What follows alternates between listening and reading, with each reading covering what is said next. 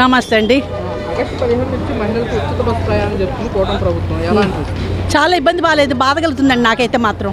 ఉచిత బస్సు అంటే ఇప్పుడు 100 మంది 50 మంది ఎక్కే బస్సు 100 మంది ఎక్కితే ఎంత ఇబ్బంది ఉంటుంది? గాలి అందదు, సీట్లు ఉండవు, చంటి పిల్లల్ని ఇప్పుడు మీరు చంటి పిల్లల్ని వేసుకెళ్తున్నాం, అప్పుడు ఇబ్బందే కదా. అదంతా బాధ ఎందుకు? 20 రూపాయలు ఉన్న టికెట్ 10 రూపాయలు చేయాలి.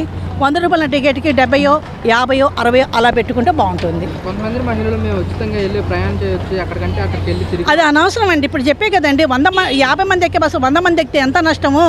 సీట్లు లేక పసిపిల్ల గాలి, ఇప్పుడు నలుగురికి అందే గాలి 10 మందికి అందాలంటే ఎలా ఉంటుంది? ఆక్సిజన్ సరిపోతుందో చాలదు, సీట్లు ఉండవు, వేడి. ఇప్పుడు నాలాంటి నిలబడలేదు, నా కూర్చున్న సీట్ ఇవ్వరు. నువ్వు వచ్చి చుట్టూ తెలంగాణలో ఎంత అయింది గొడవ, అలాగే ఇది ఇక్కడ కూడా. మరి ఈ పథకంలో వల్ల ఆటో వాళ్ళ మీద మరి ఏమైనా భారం పడే అవకాశం? ఆటో వాళ్ళు నష్టపోతారు కదండి.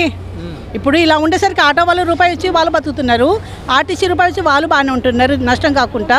ఇప్పుడు మీరు ఉచిత బస్సు పెట్టేసరికి ఆర్టీసీ కూడా లాభం ఉండదు, చాలా నష్టపడేది. ఆటో వాళ్ళు కూడా చాలా నష్టం అవుతుంది. భార్య బిడ్డ పోషించుకోవాలి. అదే ఎందుకులే, హామీలు బాగానే ఉన్నాయి, అమలు చేసుకోవడంలో ఈ ఉచిత బస్సు అంటే చాలా బాధగా ఉందండి.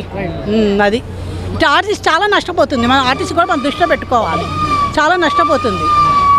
మరి ఇప్పుడు జూన్ 12కి ప్రభుత్వం ఏర్పడి సంవత్సరం అవుతుంది. అవునండి, అదే రోజున పిల్లలకి తల్లికి వందనము అది ఇవ్వాలి కదా. తల్లికి వందనం అంటే ఇప్పుడు ఈ మధ్య ఉన్నాం, ఆ స్కూల్ ఫీజుకు బుక్స్ ఫీజుకు అది పర్వాలేదు. తల్లికి వందనం అని ఈ గృహిణులకు 1500 నెలకి ఇస్తామని ఏమన్నారు, అది పర్వాలేదు.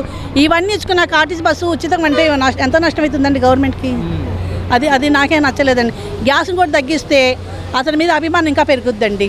ఇప్పుడు తెలంగాణలో మన రేవంత్ రెడ్డి గారే కదా ముఖ్యమంత్రి, ఇప్పుడు మన చంద్రబాబు నాయుడు కూడా గ్యాస్ రేట్ తగ్గిస్తే మాత్రం అభిమానంతో మళ్ళీ 10 తరాలైనా ఆయన ఉంటారు.